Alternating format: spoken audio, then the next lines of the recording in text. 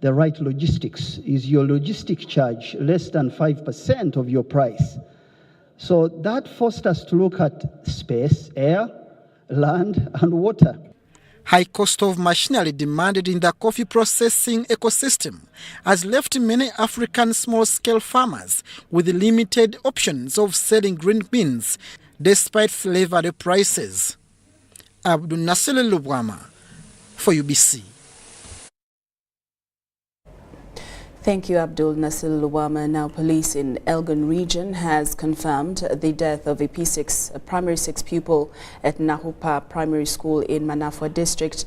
Now, this followed an accident that occurred at Kufu town along Manafwa Luahaha Road. The fatal accident that happened on Tuesday evening also left 117 rushed to Mbale Regional Referral Hospital in critical condition. A primary 6 pupil of Nahupa Primary School, Waminai Thomas, has been killed in a car accident in Manafwa district.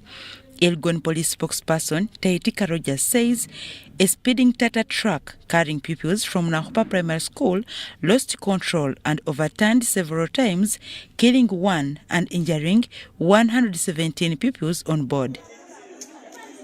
The truck went off road. It overturned several times, and unfortunately, this 15-year-old pupil of this school died in the spot. One Thomas.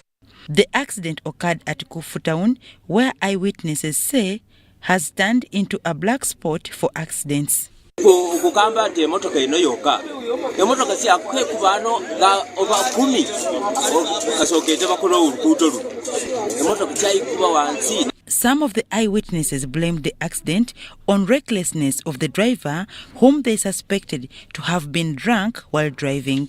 Batwaifa befwe bali babeyika kila busati motoka baso mumadinesi kibamanya kama kambira ke bukutote aruyu yitire wanywere wameri gabere wamerire ku atibapisa ne nuwe pikipiki bakubania we pikipiki avirire ne wakakasa ne andisengetse khore sekhetsa khore nje khukuni ni yaga accident no khukuboye ibango wakhendesile ho speed atisi khala tumelo kuba awale munjelisi imotoka ya irole ya pilembe ipolo yenana iya sole yeyo abenenga abena muna afane ngorula nilwe kuba force ya bena speed ya benengali ari force ya body nyuma ya mu force ngire kukholerye kubonera sanya controlling wa ya kukuto direct. At the time of the accident, the pupils are said to have been returning from a music festival at St. Edward Primary School. The Elgon Region Police spokesperson, Taitika Rogers, asserted that it is illegal to carry people on the truck, adding that the driver and the school administrators are yet to record a statement that will guide police in its investigations.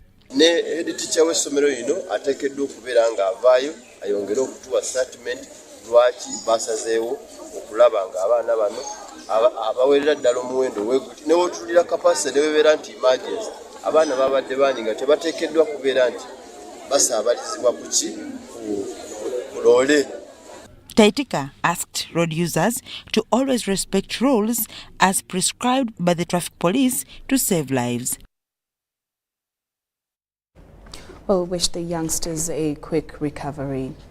The African Union is being called upon to weigh in and find a permanent political solution to continuous occurrence of military takeovers in West Africa. The president of the Peace and Security Committee of the Great Lakes Region Parliament, Maurice Kakai, urges the military in Africa to concentrate on their mandate. He was speaking on the sidelines of the 14th joint statutory meeting of the Committee on Humanitarian and Social Issues, Gender, Children and Vulnerable Persons of the member states of the International Conference on the Great Lakes Region held in Kampala. These are Ugandans formerly operating and living in Sudan. They are returning to the country after the situation in Khartoum and some surrounding areas could not let them stay. This was in late April 2023 after Ugandan authorities successfully evacuated her people from the war-torn country. The number of people who have been evacuated today is 211. The situation being a culmination of a 2019 overthrow of President Omar el-Bashir.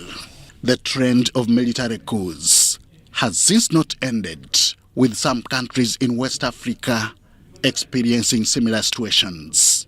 The latest country to experience this is the Republic of the Niger. We saw the situation building up. Why wouldn't ECOWAS take a proactive role to try and talk to the factions there, so that the situation doesn't occur? When such situations occur, the locals suffer as people are displaced, sexually abused, and other human rights violated. Of course, I don't support coups, completely against coups, but we are saying also responsible leadership, whereby there are no situations created where now the military thinks that they are the solution and decide to create this coups. The African Union is being called upon to panel beat and patriotic African leaders. African Union must take a very, very active role to try and preempt some of the situation by bringing the warring factions on the table and talking, so that we don't have these situations. It's because it's gotten to a point that the people have finally understood that the power belongs to them. They have finally understood that the real power is theirs, and they're the ones who installed this leadership that has no accountability for the protection of its citizens and the sovereignty of its borders. To avoid continuity of such unfortunate events, transparency in democracy remains paramount. If you hear your people complaining about this and that, if you listen to them, you're able to relate, you're able to solve these issues. But if you turn a deaf ear to your people, then there will be a coup. The last 3 years, coup d'etats have taken place in West African states of Mali, Guinea, and Burkina Faso.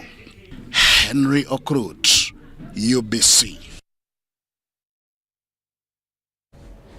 Now, in more stories this evening, the Parliamentary Committee on Commissions, Statutory Authority and State Enterprises has called for investigations into Atiak Sugar Project following alleged misappropriation of over 426 billion shillings, which government has so far injected in the project. Kosase, headed by Nakawa West MP Joel Senyonyi, says the value for money has never been realized since the project stalled. The MPs also want to ascertain the share which government holds in the project. We have more details. Atiak Sugar Factory is facing the wrath of Parliament after the Parliamentary Committee on Commissions, Statutory Authority and State Enterprises initiated investigations into the queries contained in the Auditor General's report for financial year 2021-2022. From this onset of the project, even in the MOU, even from how we envisioned it, the owner of this garden was supposed to be the farmer. Why the farmer was not able to benefit in the beginning was they did not have access to capital. The management of Atiak was among the delegation, accompanied by the National Agricultural Advisory Authority. Government has injected about 426 billion in the Atiak Sugar Works company, but the management has continued to yearn for more, even without proper accountability. Auditors from the Office of the Auditor General were blocked by you people from accessing the factory. Fueling the queries also originate from a position that about 15 billion was utilized to clear the land in Lamour, which figures contradict the 4.3 billion as stated by the Sugar Works factory. Of course, they say, so the cane is not as sufficient as should be, plenty of money gets to be used to do the clearing. But then, they have not planted as much sugarcane as they should. They are saying there is no adequate labor.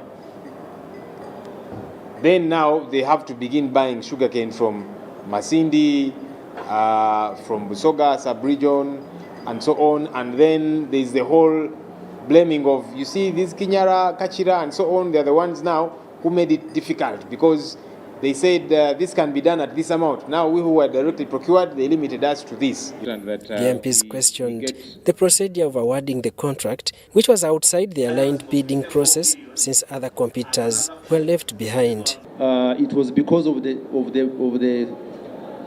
season was coming.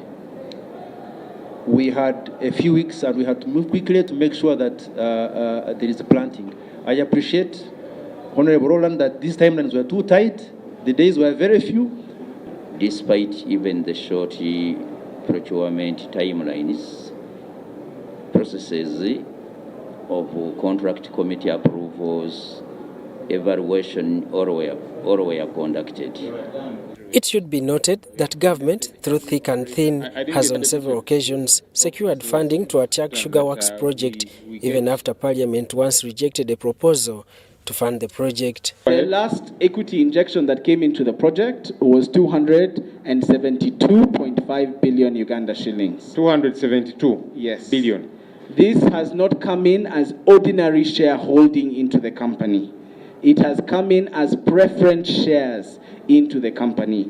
The MPs on Kosase want a detailed explanation on the alleged 40% shares by government in Atiak Sugar Works. The status of UDC's shareholding, there's also been too much information flying all over the place. Yeah, because government through UDC bought shares. It becomes very difficult for us sometimes to explain to members without evidence because they keep on trying to explain. We keep on putting money, but you keep on putting money on activities that is not the sugar factory. The 40% shareholding that you have has built and completed the factory. The factory does not need additional funds. What all these additional infrastructures and activities they're doing is to facilitate agricultural development, and that is what is holding this project back. Daniel Mugoya, Gloria Gutabinji, UBC News.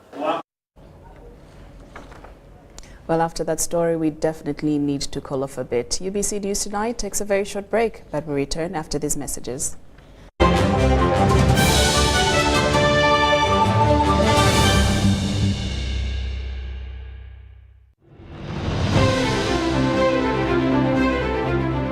And in talking news, MTN has improved on their data voice bundles. You can now call across all networks for the same price. We've talked to several eyewitnesses on the ground, and this is what one of them had to say.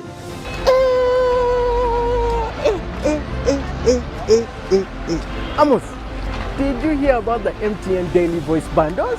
So, to join many more other Ugandans enjoying these MTN daily voice bundles, dial *100 *21# or use the My MTN app to start enjoying. Stay tuned for more offers from MTN.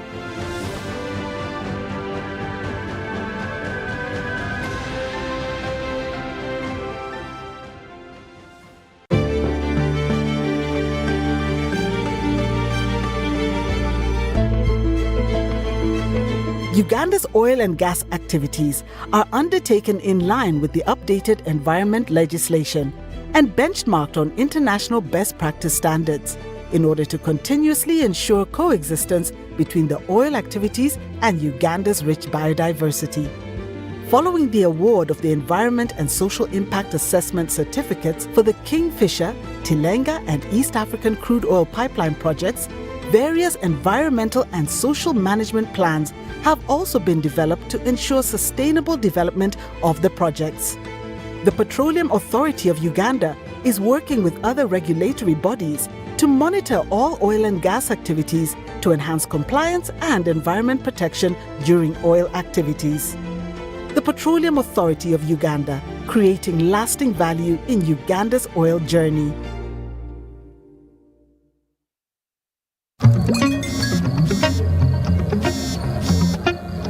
Hello, darling. Hi, Granny. What did you do this weekend? Well, on Friday, I went on a science trip with my classmates to Windy to see the gorillas. Then we watched the Cup final in London. Oh. On Saturday, my friends and I met up to hunt some dragons again. Also, I taught the vacuum cleaner and the TV this new dance everyone's doing. They're really getting into it. And on Sunday, I went to bed watching the world from space.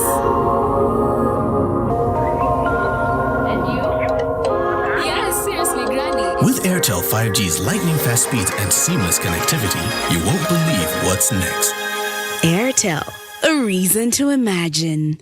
Sebo. Yes? This is the bill. What? Malaria testing, 10,000. Treatment, 100,000 since we put on drip. Hey, Musao, can you read this for me?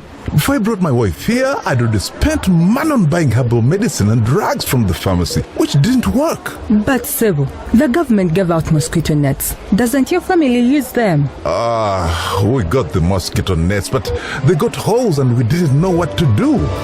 Protect your loved ones from malaria. Sew your mosquito nets whenever they get damaged to keep the mosquitoes away. Ensure all nets are tied up every morning to avoid damaging them. Ensure that everyone in your family sleeps under a treated mosquito net every night, whether it is a cold or hot season. Together, we can chase malaria out of Uganda. This message is brought to you by the Ministry of Health with support from Global Fund. No malaria will catch. Dear Airtel customer, we know that there are days when unexpected stays in hospital stand in the way of your family's welfare. That is why Hospital Center is here to give you up to 100,000 shillings every night you spend in hospital. Hospital Center also offers up to 4 million in funeral benefit. Dial *185*7*6# to purchase Hospital Center on Airtel Money for as little as 1,000, 3,000 or 5,000 shillings a month. Your cover for the first 1 month is free. Hospital Center is underwritten by Prudential and powered by Turaco. Prudential and Turaco are regulated by the Insurance Regulatory Authority of Uganda. Airtel Money is regulated by the Bank of Uganda.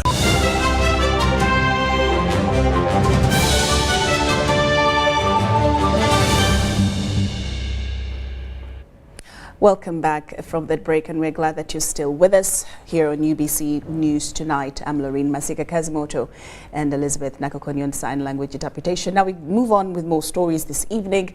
Economists have sounded an alarm, predicting a seismic shift in the global power landscape. Now, nations such as Russia, China and India are positioned to rise as new economic powerhouses, potentially supplanting the traditional heavyweights of the USA, England, Germany and France. Their open business models, particularly towards African and developing countries, offering respite to those previously exploited. We have more details on this report. The 7 economic giants constituting Brazil, Russia, India, China and South Africa are poised to convene for the BRICS Summit 2023 in Johannesburg this month. These countries came together, I think, as a result of the challenges they were getting with the existing economic arrangements. The significance of the gathering has reverberated far beyond the host nation, with over 14 African countries expressing keen interest in joining this prestigious bloc. The emergence of BRICS in 2001 provided an alternative for nations who felt marginalized within those established frameworks. You will find that China emerged as an economic powerhouse in the last 20-30 years, but they are not part of the mainstream multilateral institutions like World Trade Center and others. BRICS, essentially an economic alliance, coalesces the strength of Brazil, Russia, India, China and South Africa. Shedding light on the essence of BRICS, Professor Waswa Balunywa, a distinguished economic scholar, explains that its fundamental objective is to confer economic independence upon its member states. India also, as a powerful economic country, is not on the table, you know, for the developed countries when you look at it, and same as Brazil. So these countries came together in a sense to try and work together to see how best they can get into the world economic affairs in a fair manner. South Africa, the host nation of this year's BRICS Summit, anticipates a cascade of opportunities. South Africa, with its resources, has potential to be one of the most powerful countries, and indeed it is on the African continent. You know, it's the most powerful country. It's very developed.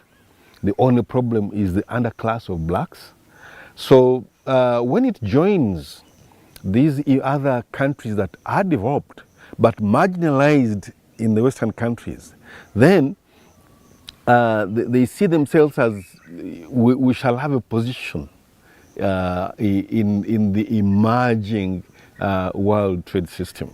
The forthcoming summit aims to foster growth, development and collaboration on the African continent as nations come together to chart a contingent and united course. You could say they are more or less developed countries that felt they did not have the rightful position in the G7, in the G20, in the multilateral institutions like World Bank and others. Beyond its economic aspirations, BRICS recognizes the paramount importance of security in our rapidly evolving world. The summit will address matters of security, thereby highlighting the bloc's commitment to global stability and cooperation. And it is developing its own technology. It's developing an army. So the next biggest threat America has is China. Russia is very advanced technologically, very, very advanced. So if Russia and China can agree, then the US is done, militarily. The World Bank's decision to halt funding and donations to Uganda as a repercussion for legal penalties related to homosexuality acts raises questions about the complexity of the challenges these nations confront. To me, it's a blessing. It's a blessing. Can this country work harder to export more? Can we work harder to export more? If we don't work harder, we will be like Zimbabwe. The prices will shoot through the roof. To delve further into the subject, our weekly talk show Behind the Headlines is poised to continue this insightful discussion, providing a comprehensive analysis of the impending BRICS summit and its implications. Robert Onyango, UBC News. Well, Robert Onyango, thank you so much for that story there. Now, one thing that I picked from this particular story, the BRIC summit, one of the professors actually did say that it is a blessing. And now we're talking the new world order. Where do we see Africa? Where does Uganda stand in this? And tonight with me here in studio do have Timothy Nyangweso, host of Behind the Headlines. Good evening, Lorraine. It's good to see you. You told me that I'm in your favorite color. Thank you. You're welcome. So tell us about tonight's show. It's really concerning, especially many people have predicted this coming, especially dethroning the dollar. Already countries like Russia are trading in their own currencies. Can local currencies be able to trade across? So when you look at countries like Brazil, the biggest economy in South America, you look at Russia in the East, India and China in Asia, then South Africa coming on in 2010, the biggest economy in Africa. How positioned are we, especially to tap into this? And there are very many questions. They already have a new development bank there at hand. And those are the questions we're asking. With the debt, inflation, can these people be able to manage global economies and the dollar leave us? That's the biggest question.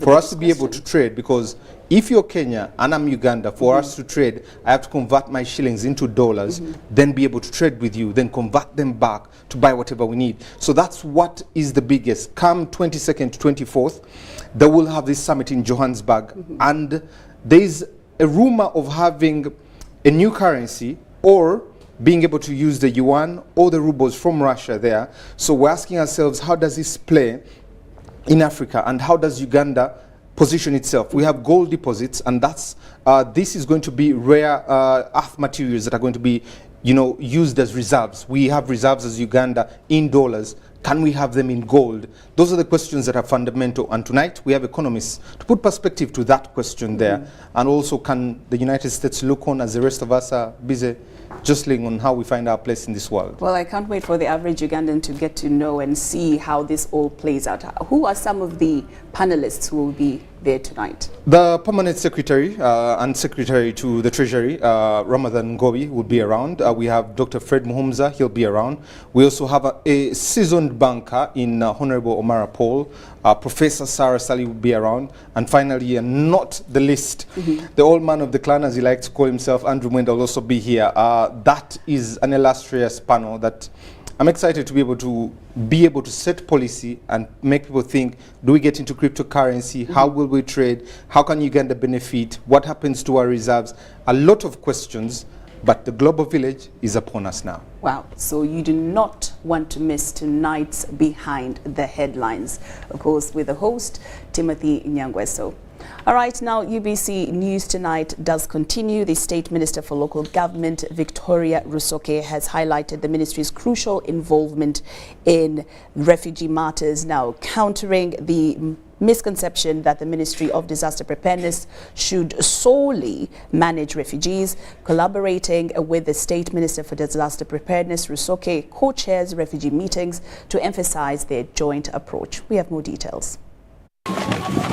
State Minister of Local Government Victoria Rusoke has stressed integrating refugee management into various programs in hosting districts for unity and peaceful coexistence among refugees and locals. When we visited the Arua refugee camps, we found they were at critical loggerheads with the citizens, accusing the refugees of being well off. They were getting food portions, they were getting money, they are getting free treatment, and the locals who are hosting them are equally bad off. She cited tensions and unveiled strategies to address disputes over resources, environmental impact, and adherence to local laws. So unless we involve the local leadership, one, into mindset change, sensitization continuously, sharing of facilities, and peaceful coexistence, then there will be a line between the refugees and the local communities. Rusoke advocated for shared facilities and the integration of refugees and locals in education and vocational programs, aiming to bridge gaps and enhance understanding. To encourage self-reliance, she urged mindset shifts and awareness campaigns instead of relying on transport refunds. We as Ministry of Local Government to scoop these ideas and share them with the CRRF meetings so that they can be picked, followed, and the countries negotiate with each other, and people can go back to their mother countries, serve their countries, benefit for the local communities to also expand, because the land is not much, the land is not expanding, it's not multiplying, but the influx of refugees is high. Much as we have gone down to now the 5th position in the world. Rusoke highlighted the District Engagement Forum's role in prioritizing refugee hosting issues and stressed local leadership's importance in government projects. So the District Engagement Committees means the chairperson, the LOC5 chairperson of the hosting district is the head planner now. Instead of the cow sitting alone, the cow imagining he's not on ground, he doesn't know that because this health center has less drugs or has a big number of consumers, let us plan and inform the authorities. She appealed for harmonious coexistence between refugees and hosts, emphasized eventual repatriation, and expressed concerns about slow repatriation progress.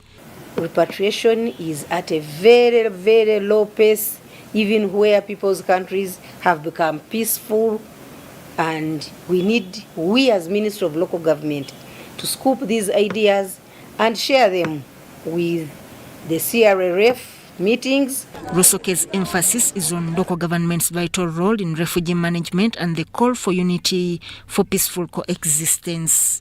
Sudat Kaye, UBC News.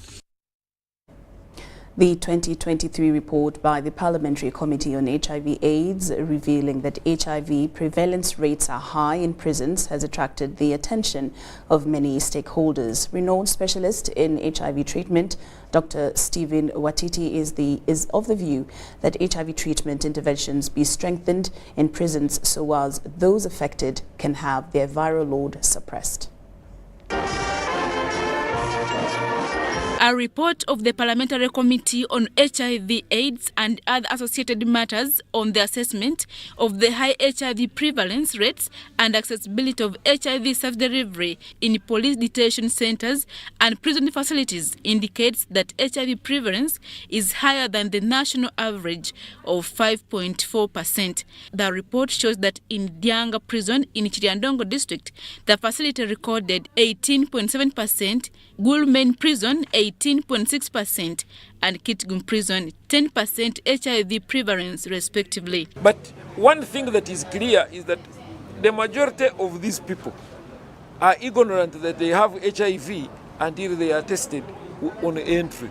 The report of the Parliamentary Committee on HIV corresponds with the Uganda Prison Sero-Behavioral Survey of 2019, which revealed that HIV prevalence among prisoners was at 15% and 12% among prison staff. The report attributes this to risky behaviors and lifestyle. One starts with carelessness. There are those, even after being told what brings HIV, who don't listen. For example, if we say don't share the razor blade, and somebody decides to pick a razor blade that has been dropped and uses it, sometimes you cannot know because this is a personal choice that the person has done. That's one. Two, there are those who come from out and they are homosexuals. If they come as partners and continue, therefore they will do what? They will get it, whether they want it or not. It's because the lifestyle that leads them to be taken to prison is probably responsible for why. Because as you've heard, between 65 and 70% of the cases are due to defilement, and which is a sexual-related offense. So it's no wonder that the HIV prevalence amongst prisoners is high. Renowned specialist in HIV treatment, Dr. Stephen Watiti, is of the view that HIV treatment interventions be strengthened in prisons to suppress the viral load for those infected. And if the person who is positive is virally suppressed or the viral load is suppressed, the risk of the negative person is very low. We say undetectable is untransmittable. So the person who is negative should not run away from his or her positive partner. He can support them and they live together and even have children. However, the spokesperson of prisoners, Frank Baine, confirms that there is on-entry HIV testing and those found positive are enrolled on treatment, but there is still a challenge of adherence as some fail to swallow the medicine. The Uganda Prison Service has a prisoner population of 71,354 with an occupancy rate of 355% in 260 prison facilities across the country. Adiana Kute, UBC. Well, UBC News Tonight takes another short break and we'll return with some business news.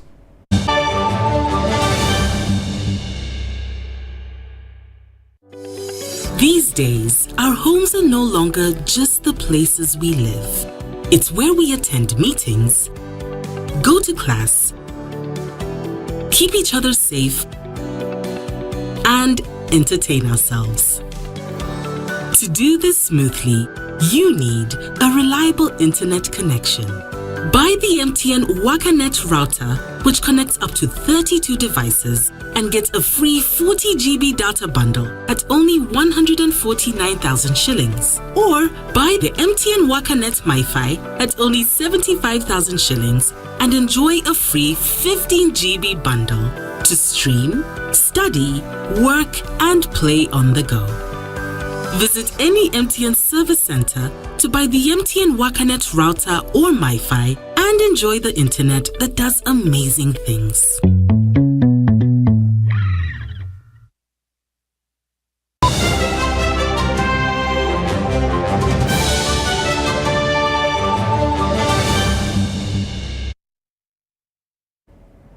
Welcome back from that break. And now to the business scene. Private Sector Foundation Uganda and the Ministry of Gender, Labour and Social Development have launched the GROW project for all women in business. Speaking at the launch in Kampala, stakeholders said the World Bank funded project is benchmarked on findings that women in Uganda require more targeted and affordable funding sources to boost their enterprises in a bid to spur economic growth with balanced gender participation.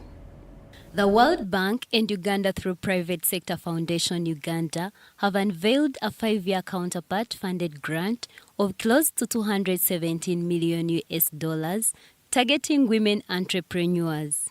This is the largest project Uganda has ever received for women. And we are hoping that we can support women. The women that are not in PDM are the ones that we are looking at.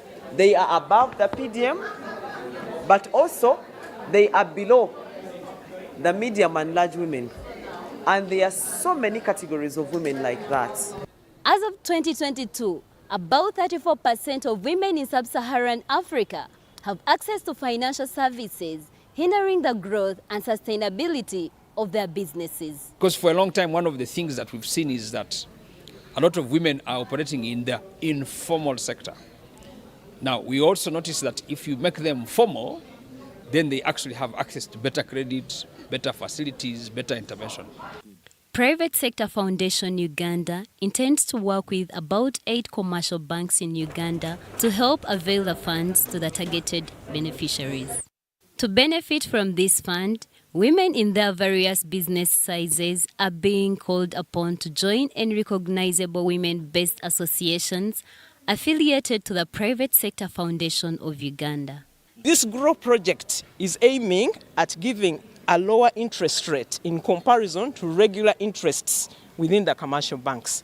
And the whole aim is to actually de-risk the women, because most bankers think women are higher risk. They manage smaller businesses which are difficult to follow up and to manage. So it will help the women to be able to access this money from the banks, because now banks will be comfortable to lend to them, knowing that there's somebody else who is supporting, who is de-risking them. The GROW Project Fund joins other public credit funds like Parish Development Model, Emioga, Small Business Recovery Fund, and the Women Empowerment Program, of which women are also beneficiaries. Penelope Akamwesiga, Wadulo Mark Arnold, UBC News. As a way of ensuring compliance in social security savings within the labour space, the National Social Security Fund has embarked on training local government leaders and labour inspectors from across the country. During the training in Kampala, Betty Amongi, the Minister for Gender, Labour and Social Development, addressed the need for the social security protection in order to collectively increase economic development. Uganda has a workforce of about 16 million. However, even with this number, the social security savings culture is still lacking. Minister Betty Amongi wants more compliance with the labour laws. You are supposed to ensure that the premises comply with labour laws. And some of the labour laws are people have occupational safety and health standards in those workplaces. Working hours, payment of wages, allowing unions to form. Some of those areas, they don't allow workers to form unions, and yet unions are important even to ensure that NSSF is paid. Enforcing compliance is one of the main reasons for the sensitization and training of local government leaders and labour inspectors on the new provisions of the NSSF Act 2023. The government has the responsibility and to take care of people as they grow older. So if we do not take care of and ensure they're saving now, it means that we are still going to have to take care of them in their older age. So as collectively, we have that responsibility as a government. Secondly, savings are good for an economy because it drives national economy. So in engaging with the national leaders, kind of can help them understand that savings are not just personal to hold them. It actually has national implications if we do it together. To advance accountability of the workforce in the country and ensure reliable social security savings, Amongi emphasizes the need for employers to have written contracts of their employees. In fact, every time you enter a workplace, you must ask for the contract, because it is that contract that is supposed to embed the NSSF contribution. It must stipulate the NSSF contribution and other terms of condition, terms and condition of service. So your role is to ensure that every worker has a written contract. The NSSF Act 2023 introduced mandatory contributions by all workers, regardless of the size of enterprises, or employee numbers. Marion Awori, UBC News. Airtel Uganda has announced its intention to proceed with an initial public offer of 8 billion Uganda shillings. Existing ordinary shares of the company representing 20% of the company's total worth in Uganda. The expected publication of a prospectus has to be approved by the Capital Markets Authority.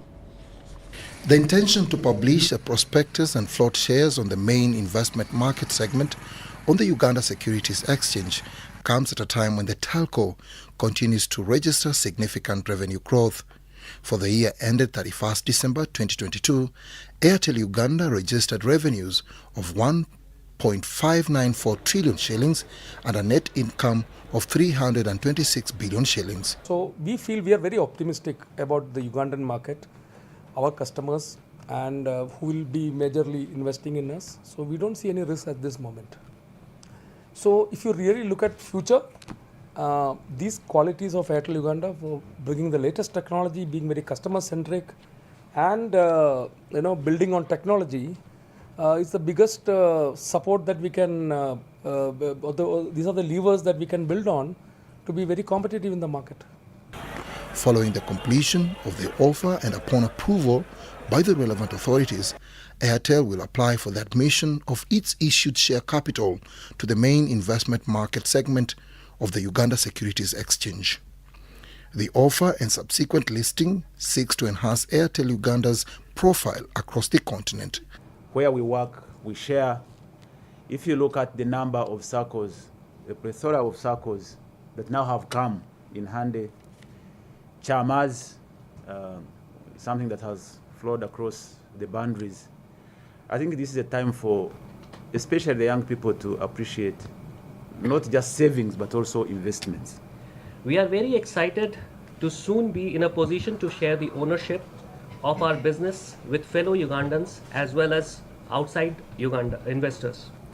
The size of the offering is in keeping with the regulatory requirements of the USE and a demonstration of our commitment to supporting the development of the Ugandan capital markets. Notably, the offer gives preference to Ugandan investors, including the company's customers. Currently, Airtel Uganda has more than 14.3 million active subscribers. Dennis Igoa for UBC Business.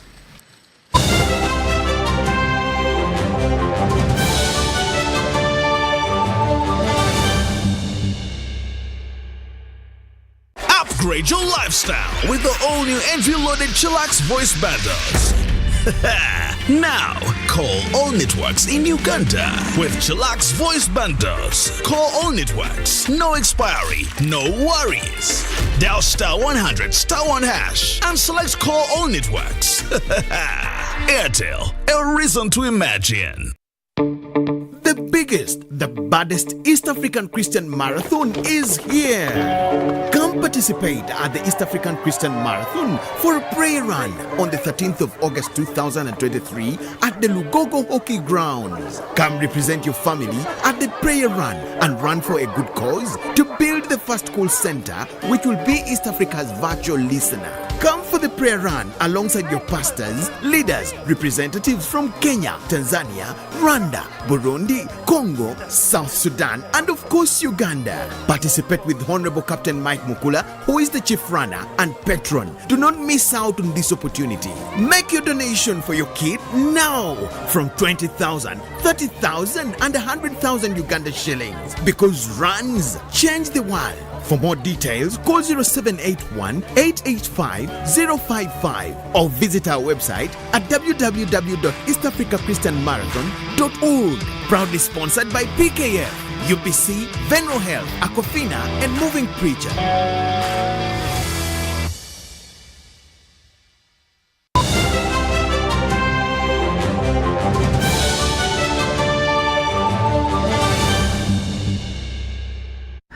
Welcome back from that break. And now into sports. Government is finalizing the process of examining physical education come 2024 Uganda Ordinary Certificate of Education, as the lower curriculum shall be put to test by the Senior 4 students. Now, at the moment, the Ministry of Education officials say that the challenge they have at hand is enough teaching materials, together with teachers who are supposed to guide the learners. An Assistant Commissioner in charge of private schools, Minister of Education and Sports, George Mutekanga, says government is finalizing the process of examining physical education at ordinary level. He was officiating the annual sports gala for Chibuli Senior Secondary School in Kampala. The 8 vocational subjects, physical education and sports, is one of which has almost 10 disciplines, and I'm happy that you have almost all the 10. But let every child in this school have at least one. Because we do not only have football, we have netball, volleyball, basketball, swimming, handball, even indoor games. He commended the school for performing well in academics together in sports. Since you are the defending champion, defend the same and come back with the same trophy. The teacher in charge of academics and sports at Chibuli SS, Dr. Sad Chimuli, says that it's important for every learner to know at least one sporting discipline. And to encourage each one of you to at least get one sport, at least for your well-being. The headmaster, Chibuli Senior Secondary School, Ibrahim Semakadde, says they are going to Rwanda this year to represent Uganda in secondary schools games of East Africa and hope to come back as winners in various games and sport. But as a school, you are aware that we get involved in many activities. Recently, we are in Morocco for the International Schools Football Championship.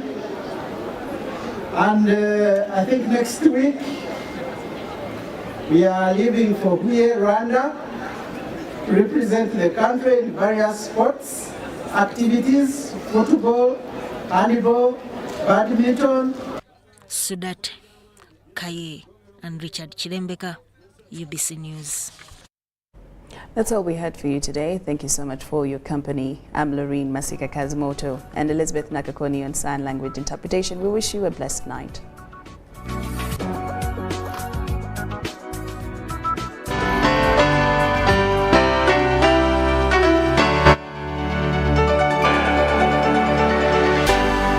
UBC, inspiring Uganda.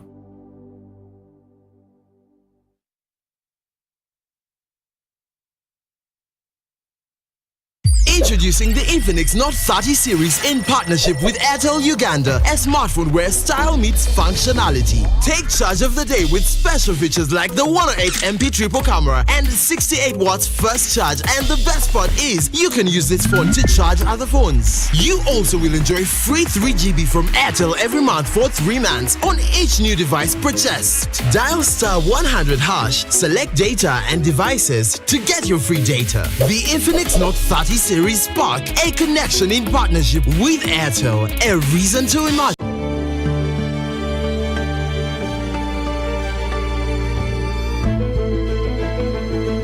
Uganda's oil and gas activities are undertaken in line with the updated environment legislation and benchmarked on international best practice standards in order to continuously ensure coexistence between the oil activities and Uganda's rich biodiversity. Following the award of the Environment and Social Impact Assessment certificates for the Kingfisher, Tilenga, and East African crude oil pipeline projects, various environmental and social management plans have also been developed to ensure sustainable development of the projects. The Petroleum Authority of Uganda is working with other regulatory bodies to monitor all oil and gas activities to enhance compliance and environment protection during oil activities. The Petroleum Authority of Uganda, creating lasting value in Uganda's oil journey.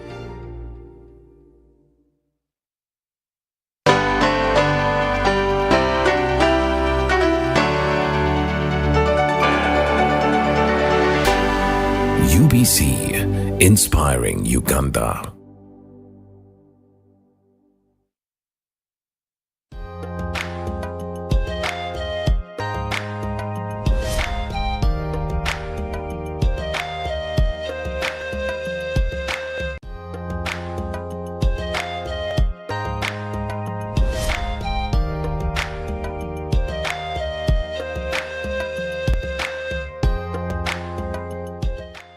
we are still here at Kololo SS, and with our amazing friends and lovely women who have decided to share their success stories with our young ladies and gentlemen. I got breast cancer, and something funny, even during my treatments, after the third chemo, my immunity was really low, that I couldn't stand the fourth chemo. They had to give me a booster. So I stayed home for 10 days. I was meeting with the momos. We were weeding, organizing my compound. By the time I went back, before you book in for daycare, they check whether your body can withstand. So I did a CBC and all those checks. My immunity was higher than the one I had before I started. But all was because of that. I was very skinny and very tall, with big eyes, and knocking legs, you know. With the what? Knocking legs. You know. Very small. I wear my shorts, and you see my legs in the shorts, and you know. And at some point, my older sister cut my hair off, so I had no hair. People thought I was a boy.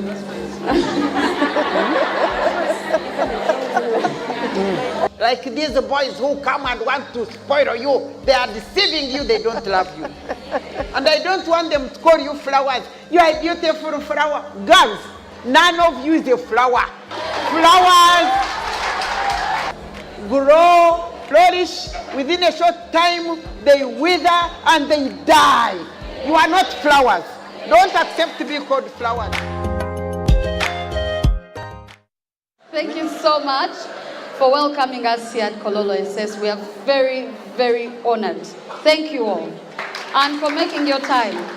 Now that we have an opportunity to speak to these young people, I want them to pick the most important message from our talk. I forgot to tell you that in 1998, I received an award as one of 100 women of the whole world who had made an impact and changed the life of women in the world.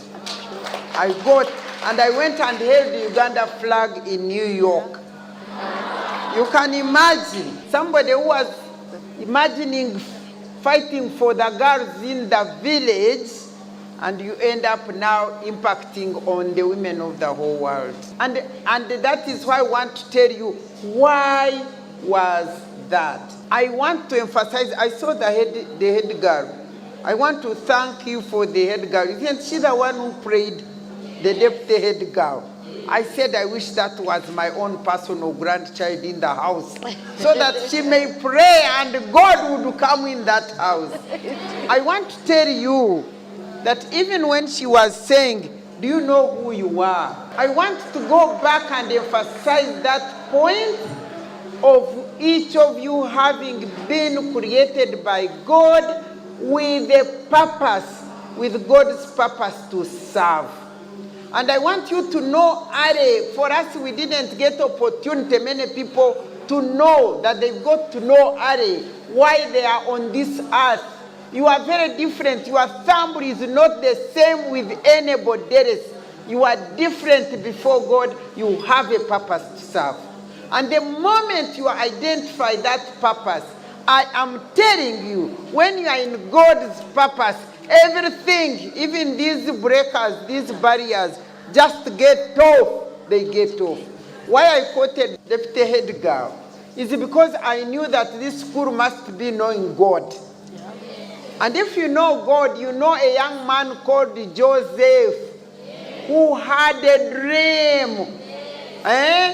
That the brothers and the mothers will bow. And that dream was from God, by the way, because God wanted to use Joseph to take the children of Israel into slavery to fulfill his agreement with Abraham. But the dream came to who? To Joseph.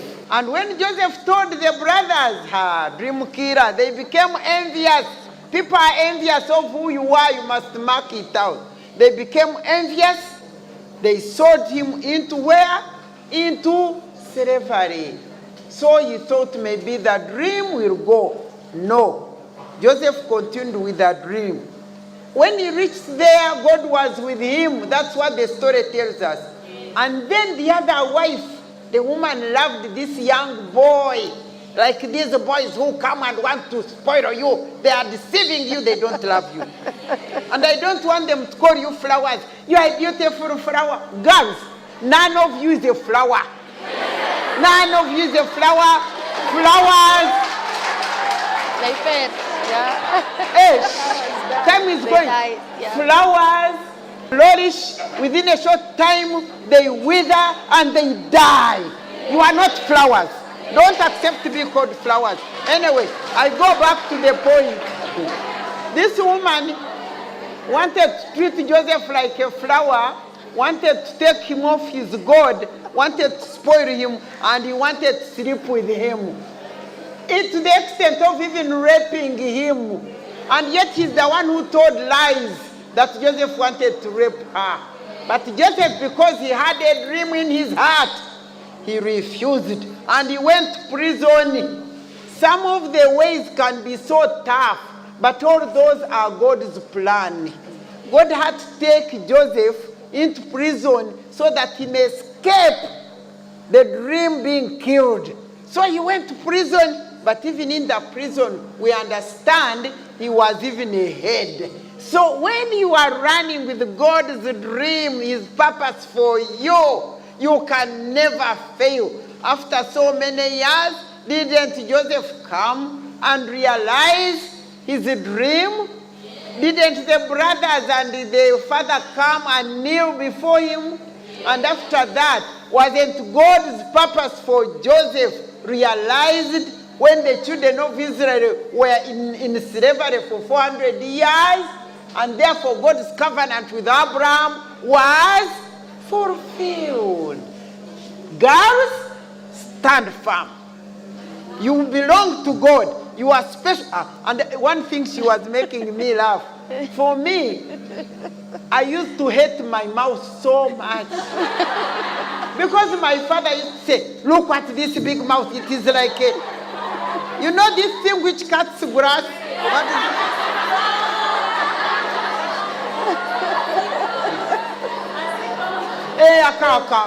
Look at her mouth. He was doing all these things discouraging me. But because God was in me. But eventually, I used to hate the mouth actually. Until God eventually told me, and it is biblical. In Isaiah chapter 49, verse 1 to 3, it says, I gave you a mouth like a sharpened sword. So what am I telling you here? Don't listen to this. I am sure each of you has got something maybe they don't like about themselves. I am telling you that is the secret. That's what God wants to use you to achieve. So you go and know that everything is good about you. If it is small eyes like me, there is a big mouth. This one will see the wrong. She will tell me and I will speak. You see? Because we are supposed to be together. If it is a long foot, me, I have a long foot, it can't fit in the shoes. Ask God, what is this foot for? Maybe it is to go around visiting his people and serving them. So, everything on you is what? Beautiful. And me, I used to know. Let me tell you what kept me, despite the mouth. I used to say, don't worry, Milia, Koburunga. Don't worry, don't panic. You are the best of the lot. For me, even when I'm here, I know I'm the best dressed of all these people. Even when I'm here, I know I'm the loudest of these people. I know I'm the best of what? But that doesn't mean that when I go out, they say, but honorable, this t-shirt was not nice. I must accept that it was not nice because we must work together to be helpful. But as I move, as I walk, I know I'm the best of the lot. If you start saying, look at her. If it is my legs, I say, wonderful legs. I mean, this is... Be yourself. And biggest of the lot. You want to say something? And basically, you had Honorable Ten with us that you need to appreciate yourselves. Thank you. Before anybody else can appreciate you, appreciate yourself. We're going to be taking a short break because there's a lot that Stella as well has to tell us. And we're going to be back shortly. We are still here at Kololo SS. And with our amazing friends and lovely, lovely women who have decided to share their success stories with our young ladies and gentlemen so that they can know that, hey, the world is not as easy as we all think. Of course, we know it's not easy. However, do take one step at a time. Do know who you are. Do know what you bring to the table. We'll be back, of course, with Honorable, with Rehema, and, of course, with Stella. Don't go away.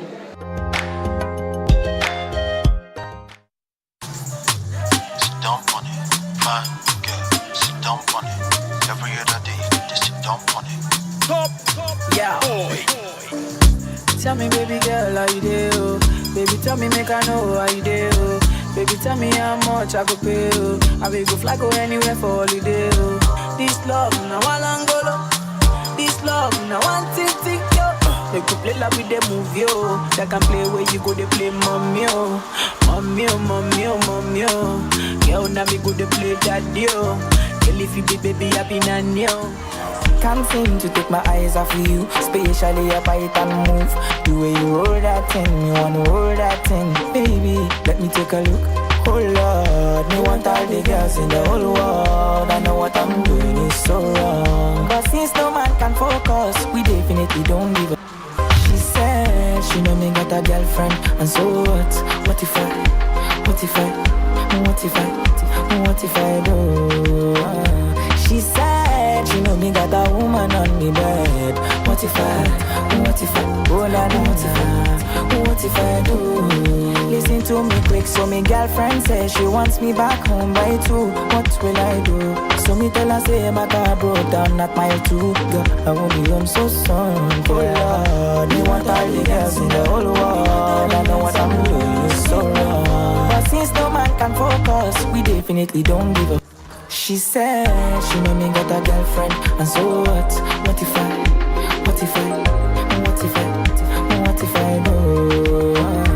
She said she know me got a woman.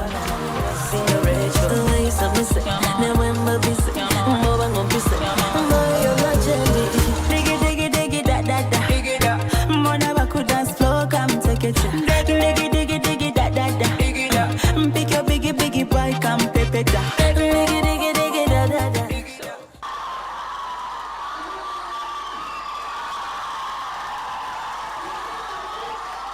Walk without play?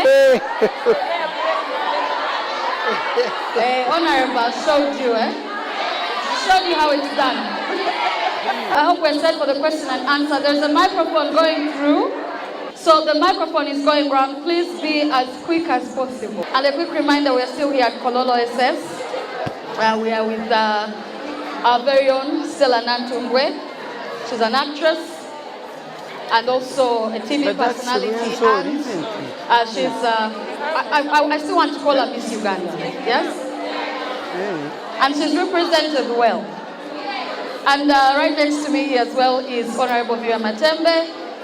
She has spoken quite well of herself. There's some things even the people at home didn't know, okay? And I'm glad that she did point that out. And of course, we have Rehema, CEO, Remy Blooms. The work you see here today is all her work. Just a tad bit of it. Just a tad bit. So all these women have gone above and beyond to make sure that their dreams are realized. Do we have someone ready? Our super soul sister or brother? My name is Yadatu Flanu. My question goes to Miss Stella.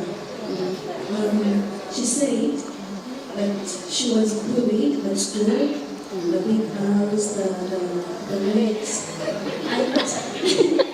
And my question is, I've got to know that you're a former Miss Uganda. My question is that, how did you get that courage to stand out for those competitions? Thank you so much for the question. Indeed, it was courage. I did my first pageant when I was in S2. It was Miss Wildlife Uganda, and I won that one. But that was only after the second try. The first time I went, I failed. I failed so badly. I went back to my school sick. The failure hit me. But I say to myself, the next time I go, I have to win. And the essence of that pageant was to raise money for wildlife projects. So what we did in my year was raise money to bring the only white rhino back to Uganda, and we did that. But now it's sadly departed, and I think the breed has gone extinct. But we did that. And then I took part in another pageant in university, and then Miss Uganda. So I was trying. The second pageant I did in university, again, I failed. But what I did with that was learn how to teach myself, because I knew that I could not stand in the same space if I did not make improvements. I could not just show up. You know, sometimes you want to do things and you just wake up and you go. You're like, oh, today I want to play football. You just go. You've done no research. You've not taught yourself anything. You don't really know what you're going for. What I wanted to do during my Miss Uganda time was be better, to be a different contestant all the way. I set my targets. I said I want Miss Uganda, I want Miss Central, and I want Miss Congeniality. I said this to myself, and I got all 3 titles by the grace of God. So I put, in our year they were giving out the Mercedes. I put the little picture of the car on my phone, and I would look at it every day and say, you're coming home. And I told myself I could not fail. So of course, you know, in beauty pageants, everybody is beautiful, right? Now you're all competing on whose beautifulness is beautifuler than the other beautiful of the beautiful, yes? And I would feel sometimes that other girls were better than me. They even ask you, who do you feel is better than you? Now you have to be strong within yourself to say, I think Jane has a better way she answers questions, or Maria has a better way she walks, or this one has a better way she does sports. What I did with that is take everything from someone I emulated and put it within myself. I said, how does A do it? Okay, I study you, I give it. How do you walk? Okay, I study, I take it. How do you talk? Okay, I study, I take. How do you answer questions? All of that. How do you do your hair? How do you show up? All those little things, but they teach you presentation when you're older. Yes? So what I did with that is teach myself and use my competition as my drive. My mother and my family didn't believe I could do it. In fact, my mother did not watch the crowning moment. She was panicking. But by the grace of God, again, I say I made it because God had to put me there for me to do something in the future. Exactly what I'm doing now. So by the time I would stand with the other girls and I start talking, you would think I've done this 60 times. No, I used my time on the internet to learn. How do these girls in America walk? How do these girls in India talk? What are they wearing? How long are their shoes? Okay, when they show up and meet people, note, how do they behave? How do they, I had to teach myself and I taught myself, and in the end it paid off. But I did not also withhold the information. I made sure that I wanted to compete in a pageant where all of us were at par. I don't believe that in competition we have to be mean or withhold. I believe you can all thrive in your own spaces. Okay? So I hope I've answered your question, yes? Thank you. And thank you. I like what she pointed out. Did any of you understand a couple of things she said? It is a lie when you are told that women do not get along with women. That is a total hoax. Women support women. Is anyone hearing what I'm saying right now? Because the moment you're told that women with women don't work together, it means you fail yourselves as women. It means when you're in the working space, instead of working as a team, it's bad competition. Now, who is telling us these things? Are you telling yourselves that you don't get along with another girl? So think about that, and you've heard it from her herself, that when you know something, share the knowledge, work together. Anyone else? I just need the advice. Yeah. My advice from our grandmother. Yeah, she said she's our grandmother. Yes. So I need advice from her because she said that she wanted to do law, but Africa never wanted her to do law. Some of us also, we are facing the same challenge, whereby you want to become someone you want to become, but a parent tells you I don't have money. Either you accept what I tell you, or you drop out of school, whereby you find it very difficult.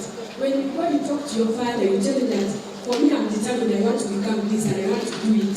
Then he tells you, when you try telling me, he will say that you're disrespecting him.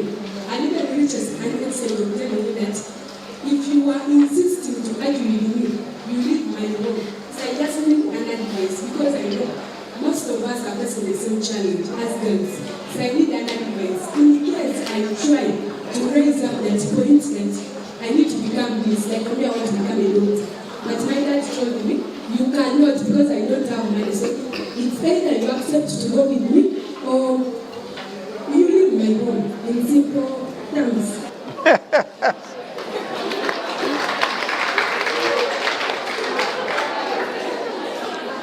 That is an appropriate question coming. I didn't know that it is still there even during this our time, because I had known that actually the villagers, they think differently from, of course, if you are my grandchildren, I expect the parents to be better. Nevertheless, I'm glad you have raised it. I don't know whether I can give a very correct answer, but like I have told you, for me actually I fought my father all throughout because he didn't want me, he wanted to withdraw me from school, and if there was no bursary that time, I would certainly have lost out. Because where could I have got money to pay for my secondary school? So as God would have it, to promote me in my vision, my dream, his purpose for my life, he enabled me to go to look for that bursary. Maybe if I was another girl who gives in quickly, I would have said, well, since my parents want me to stop here, let me go to the college and do what? And study teaching. But because I was not giving up easily, and I had to know that there was bursary somewhere, I went there to go for it. So what am I saying? That you also, at a certain stage, you can also maybe mobilize, you can discuss, go and tell your problem to your aunt or to your uncle or to whatever. That is if you are determined. I'm telling you, determination to persist and go on with your dream. God puts a way, like I was telling you, if it is in his way.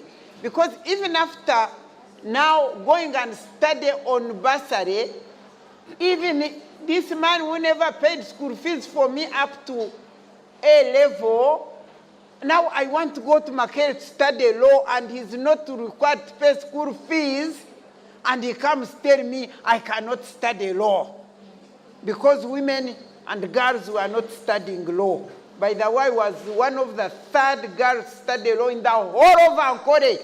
Debanyankole, I'm the third woman to study law in Ankole. So it was tough. He said, you can't study law in my house. When I said, I said, what about medicine? Probably I could go to be a doctor. He said, no, you can only study teaching and nursing as a girl.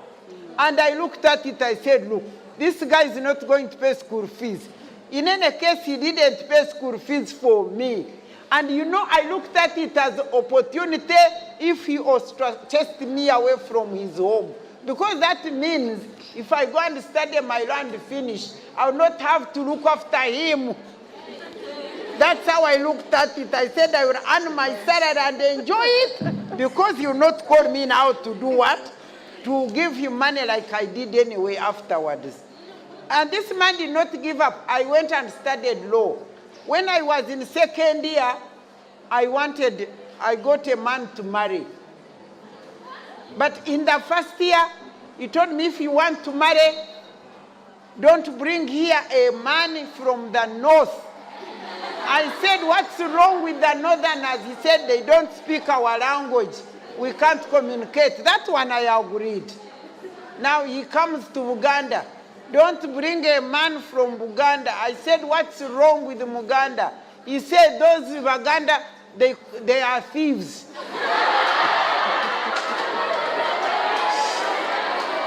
I said, how do you know they are thieves? He said, don't you know the other Muganda man who lives there? He stole a chicken.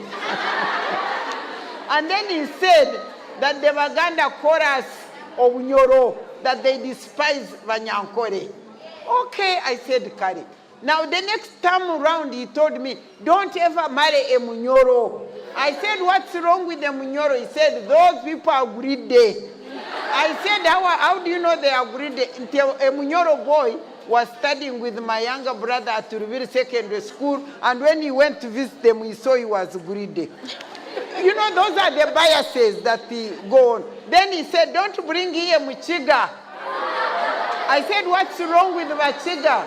He said, those people eat too much.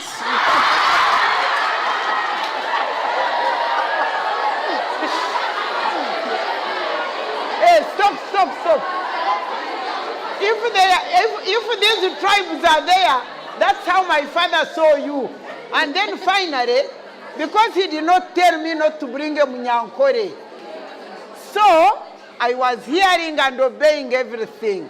Now finally, I get this Munyankore man, and I go to tell him I have a Munyankore man whom I want to marry. He said, what? Kobrunga, what's wrong with you? How can you are not bringing here that man? I said, what's wrong? He's a Munyankore. He said, Emunyigara. You know, imagine needing it down to even a county, because he was coming from Igara County. I said, what's wrong with Vanyigara? Those people eat sheep. For us, we don't eat sheep. They eat sheep. For us, we don't eat sheep. I said, no, enough is enough. Have you heard? I stood my ground.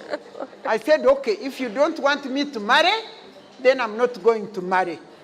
And those days, you know those days, if marrying a wrong person was all evil. But then, if you did not marry at all, I think it was more of an evil than not marrying. So when I said, I'm not going to marry you, the man said, no, this won't work. So he called the relatives. He called the clan. He said, this girl has abused me. Yeah, until that you have rebelled, that I had rebelled. So the uncles came and they sat there. This girl is a bad girl. She has rebelled. She said she's not married. I told my story. When I told them my story, they said, this girl has a case. She has a case. She's right. So I won the case. Have you heard? Because for me, I was determined not to be put down. Not to be put down. So even when your fathers are telling you that, you better come and appeal to us, we women who are fighting for women. We can go and talk to those fathers. We can find out what we can say. Don't just keep quiet and give up your dream. Don't you see? That's why I have come here to talk to you. Because I have resisted, and I still became that man's daughter, and I'm the one who took care of him and all his sons who never went beyond O level, and I'm the one who did everything for him up to the end. So don't succumb. Be humble, be good, and consult, but don't give up on your dream. And I'm telling you, if it is God's purpose for your life, God will be there to assist you to get it. And just to add on, You now have the internet. You're blessed to be in this time, all of you. You have the internet. When you go to the internet, don't just use it for TikTok, do your dance videos, take pictures, selfie, what. Use that time to search out scholarships. I went to the University of Greenwich in England, not here where you study and affiliate, but I did that through a scholarship. You get that through two things. First, you have to make sure your grades are really good.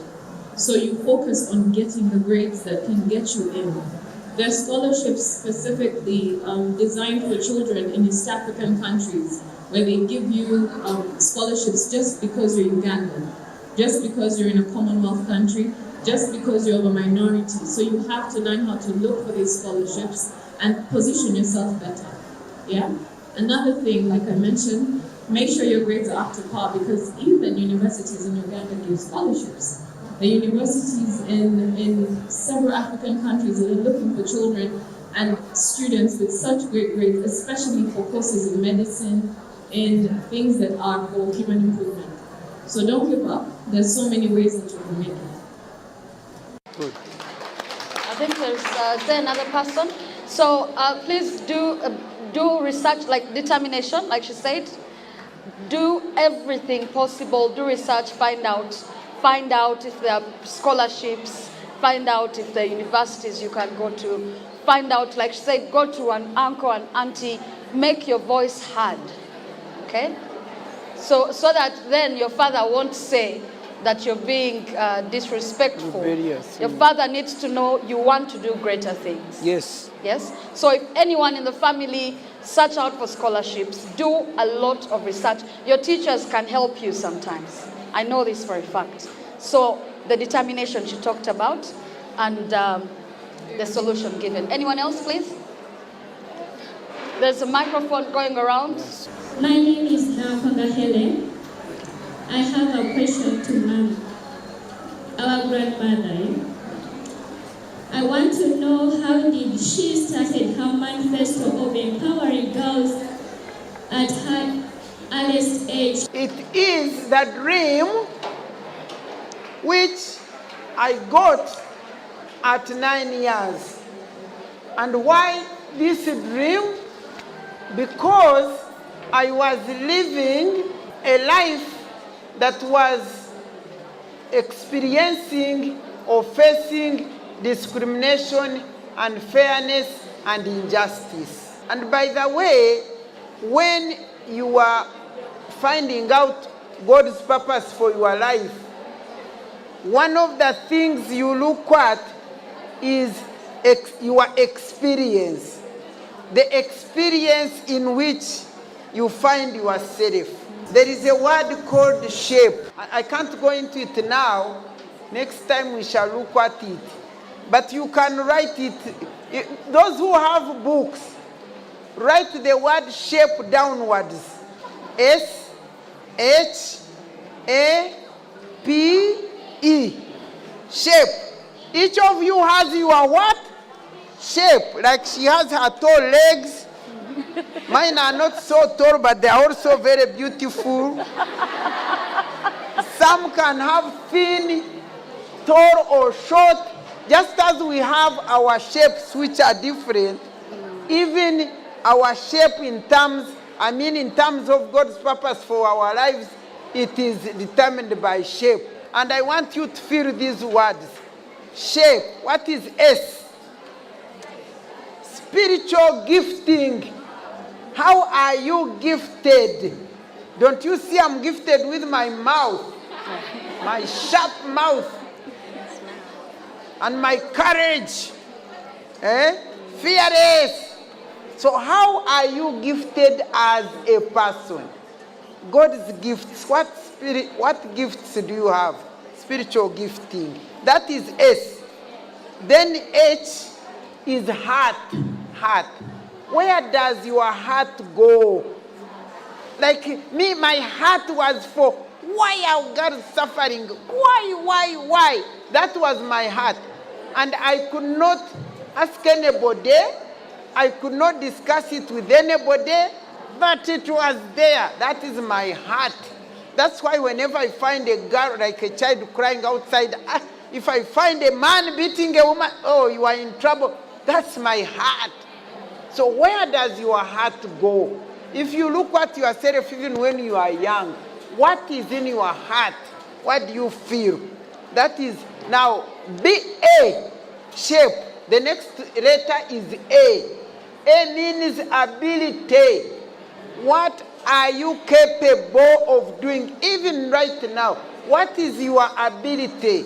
The scripture says that the story about talents, that God gave people different talents. To one person he gave 1, to another he gave 2, to another he gave 5, each according to their what? Ability. Don't look at Matembe the way she talks and say, I also want to talk like that. No. God gives us according to what? Our ability. Now P. P is personality. What type of a person are you? If you are a person who never opens your mouth to speak, who is quiet, how can you say you want to be a politician? Can you? So, what is your personality? You told them to Google. Yes. When you go in Google, you will find what they call personality traits. What sort of person are you? For me, you see me here, even in primary, if anybody teased a girl, if they were boys, I would rise up and go and beat them. Yeah. Even when they were boys. My personality had courage right from the beginning and not tolerating any injustice. So personality, what is your personality like? The last word is experience. Experience doesn't mean what you have as qualifications or what, but as you have lived, what kind of environment, what kind of life are you living? What has determined? So my experience of being subjected to injustice and discrimination shaped my interest and my heart to follow the dream of studying the law. Why was I studying law? I was not studying law for my own interest. I was studying law to find out what it is saying about this bad situation of girls and boys and see whether it cannot change. And I wanted to plead for the girls and boys. You get it? So when I reached HSC and I found out that the law is made in Parliament, that's now when my dream was enlarged to go into Parliament to change the law. You see? So all along it was what was driving me. You must have something that drives you. Do you know, I'm now 19 years out of any job in this country. But up to now, that's why I'm here. Why do you think they would call for me here to come and talk to you? I'm an old judge. I would be seated somewhere. But up to now, I still run with my dream. And let me tell you, this is a statement which other people should know, the members of Parliament or everybody. Your courage to pursue and run with your vision does not depend on the position at all. It depends on your passion to run with your vision. I used to go to schools. I taught so many schools. I taught senior 1, senior 2. I'm so grateful that today I was enabled to come and talk to you. Recently, I was in Weranyanji talking to all the girls. I used to go everywhere to talk to the girls. And let me tell you the beauty I enjoy. I have no job, I have no salary, I have nothing. But every time I'm walking into a girl, she says, you know what? When you came to Weranyanji, when I was in senior 2, and they give me even the statement I made. They said, when you said this, I have never been the same again. And in Chisoro, Usanze, Weya. The other day I was talking to this Sarah Pendi. You know, she's so tough in Parliament. I met her, I said, Sarah, I'm so glad I'm seeing you. I love what you do. He said, Honorable, it is because of you. I said, Sarah, I haven't met you anywhere. He said, you came to Tororo Girls Secondary School when I was in senior 2. And she said from that time, I was never the same again. So when God gives you and you go, he goes with you. Like he came today with me, I can assure you, many of you are not going to remain the same way. Thank you so much, Honorable Miriam Matembe. And she has told you, do not do what? Do not give up. If you have a dream, make sure it happens. No matter what, you keep striving, you keep working. By the way, life gets harder. Yes. Life gets harder after school, and that is why it's important to tell you now that it is hard, so that you go out there armed and knowing that this is my dream and I have to make sure and they should be careful of those lying boys. And be careful of the lying boys, she reminds Yes. me. Okay? She said, you're not flowers, you're better than that. Mind your bigger studies. than that. And the boys, please support the girls as much as the girls should be supporting you. Let's also get a last remark from Rahma, so that she can tell us more as we wind up. Last remarks to our young girls and boys. You know, they always say, don't only speak to the girls, involve the boys, involve the men. Yes. Which is very true. So last remark to the boys and girls in this room. To all the boys and girls, you have the time now. It is in your hands. You're not reading for your father, you're not reading for your mother, you're not reading for anybody who's about to be financially organized. Your future is in your hands. For me, my last remark would be to encourage you all to know where you are in this time. My teacher in primary school always used to say, do the right thing at the right time. In the right place. With the right people, right? Yes. And for purpose. I want you to know that you're in a country where 78% of you are under 30. I've now jumped out of 30 a little bit, but 78% of this entire population, of the 48 million people in Uganda, are under the age of 30. That should tell you something. We are a very young nation, and that means we can do so much. So you can do so much. You have room to innovate. You have room to do amazing things with yourself. Uganda is at the core of so many beautiful things. Only if you build, only if you grow, and only if you have to work within yourself to build character, like I say, and stay the course.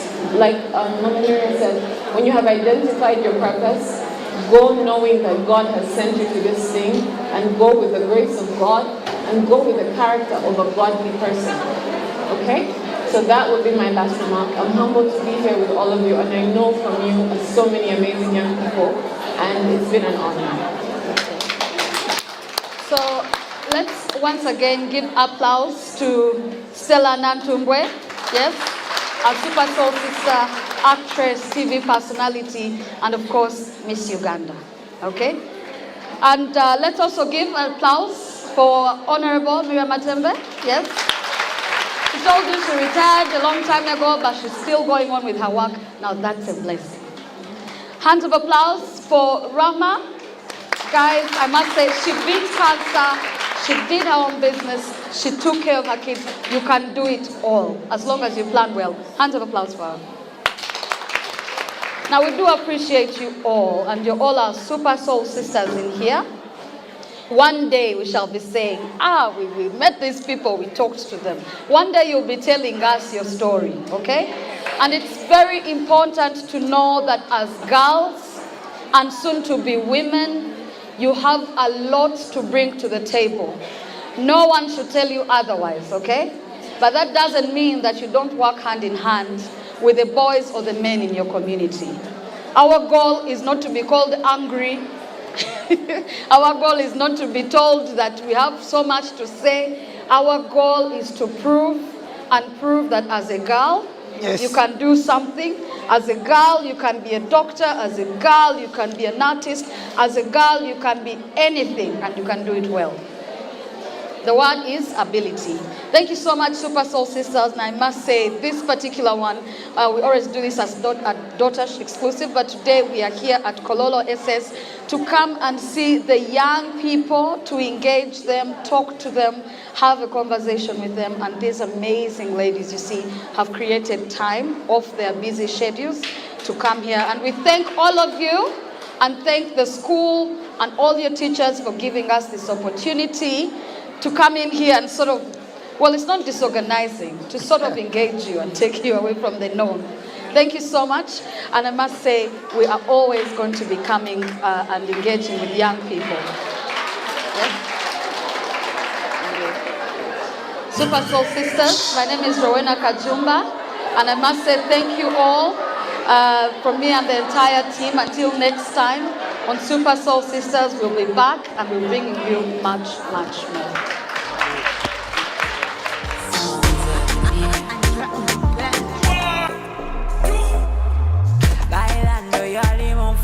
Give me the vibe, I go vibe, don't go. Bailando, no hay ni monfo. Tomanya wandi go ba stress, sa tomenya mugongo. Sasira gwalina muwe bizibungo tuzina mu tebi kufula zonto. Idagala we did ndongo, ndongo. Hey DJ, samp on the replay. Are you the best number one DJ? Nemi kwano jange jirinze. It's a weekend and no to simple day.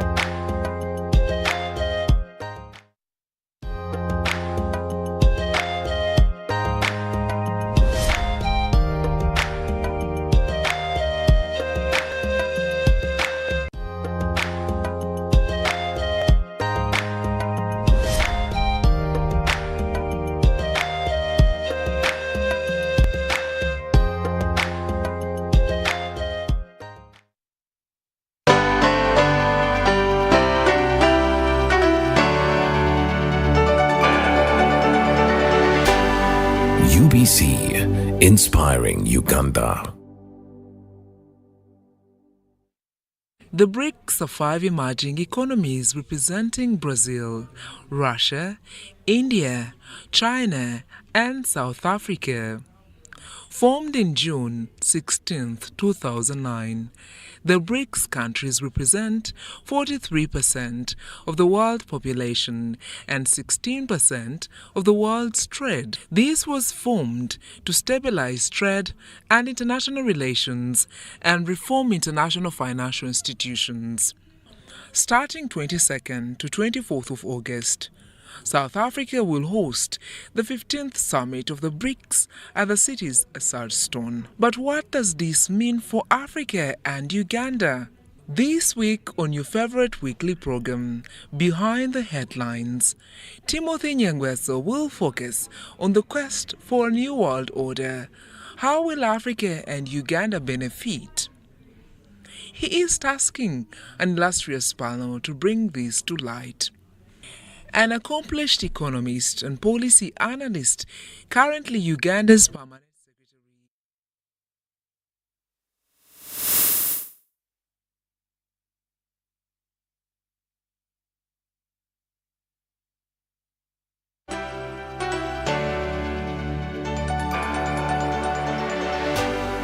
UBC, inspiring Uganda.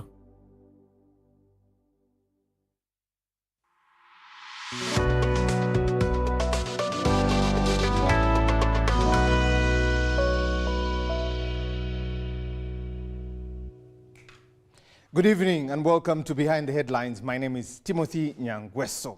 Tonight we focus on BRICS, Brazil, Russia, China, India and South Africa. Formed in 2009, as you have heard, but the acronym of BRICS is taking center stage in the globe.